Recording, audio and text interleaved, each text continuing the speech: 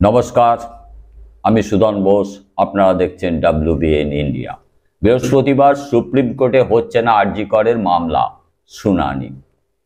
অন্য বেঞ্চের তালিকা তো নেই। এইখানেই বক্তব্য। জানেন যে আরজি করের যে খুন হন এবং মহিলা নির্যাতিত ধর্ষণের খুন, সেই মামলা স্বতঃপ্রণোদিত মামলা করেছিল সুপ্রিম কোর্ট। অতএব মানুষ অনেক আশা রেখেছিল আদালতের উপরে যে স্বতঃপ্রণোদিত মামলার পরে, কিন্তু দেখা গেল অজ্ঞাত কারণে এখনো পর্যন্ত মানুষের কাছে সেই বার্তা আসেনি। কেন? যে 5ই সেপ্টেম্বর যে ডেট সুপ্রিম কোর্ট দিয়েছিলেন শুনানি হবে, সেটা 10 তারিখ হয়ে গেল। কেন? সেটা একটা সংশয় এসছে সাধারণ মানুষের মধ্যে, যে বিচারকে যদি এইরকম ধরনের ঘটনার বিচার যদি এইভাবে সুপ্রিম কোর্টে পিছিয়ে যায়, তাহলে তো বিচার কি হতে পারে? যত পেছাবে বিচার, ততই তো প্রমাণ বা অন্যান্য জিনিস আটকে যেতে পারে। কেন পেছালো এই সুপ্রিম কোর্ট এই মামলা? এই ব্যাপারে মানুষ তো অবশ্যই সোচ্চার হচ্ছেন। যেমন তারা চিন্তিত যে আসলে কি সত্যি বিচার পাওয়া যাবে। এ ব্যাপারে একটা সন্দেহ তো আসছে, যে কারণ এর আগে অনেক মামলা আমরা দেখেছি, সেই মামলা চলছে তো চলছেই। প্রথম কয়েকদিন হয়তো পরপর শুনানি হয়েছে, তারপরে সে মামলা দীর্ঘ শুনানিতে চলে গেছে। যেমন একটা ডিএ মামলা আমরা সেরকম দেখেছি, অভিজ্ঞতা রয়েছে। তখন ছিল গুরুত্ব, কিন্তু পরবর্তীকালে দেখা গেল তার গুরুত্ব কমে গেছে। কিন্তু এই যে মামলা, এই মামলা তো হাইকোর্টে ঠিকই চলছিল। তা কি দরকার ছিল সুপ্রিম কোর্টের হঠাৎ স্বতঃপ্রণোদিত মামলা করবার? তারপরে শুনানির দিন 5ই সেপ্টেম্বর দিয়েছিল। মানুষ একটা এইভাবেই ছিল, একটা আশায় ছিল কি যে সত্যকারের অনেকটা কিছু বেরোবে, এর বিচার সঠিকভাবে হবে। এই আশাতেই সুপ্রিম কোর্টের দিকে তাকিয়েছিল সাধারণ মানুষ। সেই হিসেব করেই আজকে একটা আন্দোলন, একটা সংগঠিত সমস্ত কিছু ব্যবস্থা করেছিল নাগরিক সমাজ সারা বাংলা জুড়ে। তারা কি ভেবেছিল যে কালকে শুনানি হবে, আজকে তারা তাতে আরো সোচ্চার হবে, সেই বিচার যেন ঠিকভাবে হয়। বিচারকদের ওপরও একটা চাপ সৃষ্টি করা, এটা পরিষ্কার ব্যাপার। আন্দোলন যদি চলতে থাকে তাহলে সেই চাপ অবশ্যই থাকবে।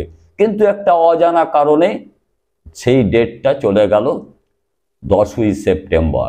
এবার মানুষ কিন্তু গর্জে উঠছে, সবাই কিন্তু একটা চিন্তা করছে যে কেন এত গুরুত্বপূর্ণ মামলা তারা পিছিয়ে দিল।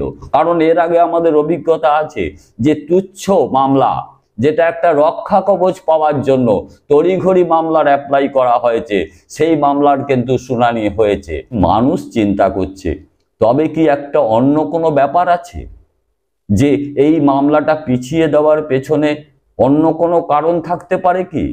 এক হচ্ছে, কেউ হয়তো চাইতে পারেন যে কোনোভাবে যে আন্দোলন আরো দীর্ঘায়িত হোক। এইগুলো কারা করে? যারা যেখানে যেখানে ক্ষমতায় আছে, ক্ষমতাসীন দল, তারা এইটা করতে পারে যে আন্দোলন আরো দীর্ঘায়িত হোক। যত দিন পেছবে আন্দোলন তত বাড়বে। আবার যদি এমনও হতে পারে যে আন্দোলনটা থেমে যেতে পারে, যে মানুষ ওই দিকেই তাকিয়ে থাকবে। কিন্তু মানুষ আজকে সেই জায়গায় নেই।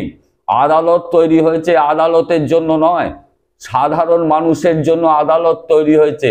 আর আদালতের জন্য মানুষ তৈরি হয়নি, সেটা আদালতেরও বোঝা উচিত যে যত শীঘ্র সম্ভব এইটা অবশ্যই শুনানি হবে এবং এর বিচার শেষ হবে। সেই দিকেই তো মানুষ তাকিয়ে আছে। তাতেই যদি তারিখের পর তারিখ পড়তে থাকে, মানুষ তো এটাতে ধৈর্য রাখতে পারবে না।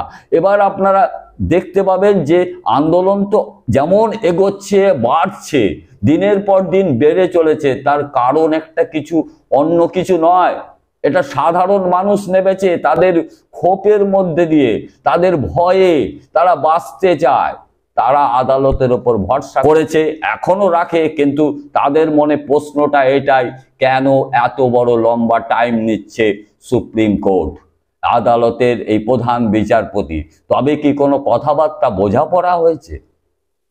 সেটা বলতে শুরু করবে। মানুষ বলছে যে কেন হঠাৎ এইটা হচ্ছে, এরপরে এরকম হবে না তো যে বিচারের বাণী নীরবেই কাঁদবে, সেই জায়গাটাই আসছে। কারণ মানুষ আজকে কিন্তু বীতশ্রদ্ধ বর্তমান রাজ্য যে সরকার চলছে সেই সরকারের কার্যকলাপে এবং তাদের যে পুলিশ প্রশাসন চলছে তারা যেভাবে শাসন করছে সেই শাসনটা কিন্তু মানুষ আর মেনে নিতে পারছে না। আপনারা দেখতে পাচ্ছেন নানান জায়গায় আন্দোলন হচ্ছে, নানান শ্রেণীর মানুষ, এখানে কোনো দল মত নির্বিশেষে এটা সাধারণ মানুষের আন্দোলন, এখানে কোনো দলের কোনো ব্যাপার নেই। দলের মানুষ দল ছাড়া যখনই কোনো আন্দোলনে আসবে সেখানে দেখা যাবে এখানে সব দলের লোকই আছে। এটা কোনো ব্যাপার না, সাধারণ তাগিদে, তার নিজের পরিবারের তাগিদে, তার বাড়িতেও একটা কন্যা আছে, তারা সেই চিন্তা করেছে যে তার বাড়ির যদি সেই মেয়েটার এরকম হয় তখন কি হবে, তাকে রোধ করতে হবে আজকেই। এটা নয় যে খালি এই মেয়েটা সিধা শাস্তি পেল আর সঙ্গে সঙ্গে সব কিছু ঠিক হয়ে গেল, এটা ভুল ধারণা। তার কারণ এই সিস্টেমটারই চেঞ্জ করতে হবে, এটার পরিবর্তনের দরকার। সেইখানেই মানুষ একদম দৃঢ় প্রতিজ্ঞ আছে। যতদিন না পর্যন্ত বিচার এবং নির্যাতিতার বিচার এবং তার সঙ্গে নিরাপত্তা, নারী নিরাপত্তা না পাওয়া যাবে ততদিন পর্যন্ত মানুষ এই আন্দোলন করে যাবে। এই আন্দোলন অবশ্যই করার দরকার। আজকে সেই পরিস্থিতি দাঁড়িয়েছে, মানুষ আজকে ভীষণভাবে বিপদের মুখেই পড়ে আছে। সেইখান থেকে বাঁচাতে আমরা ভেবেছিলাম নিশ্চয়ই যে আদালত এগিয়ে আসবে, এগিয়ে এসছে, কিন্তু তাদের কার্যকলাপ কিন্তু আমাদের ঠিকভাবে মনে হচ্ছে না।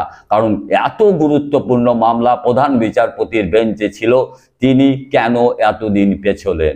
এইখানেই বারবার প্রশ্ন আসছে যে এত গুরুত্বপূর্ণ, কিন্তু এর আগে যে মামলা দেখেছেন সেটা অনেক কম গুরুত্ব, অথচ তড়িঘড়ি দেখা হয়েছে।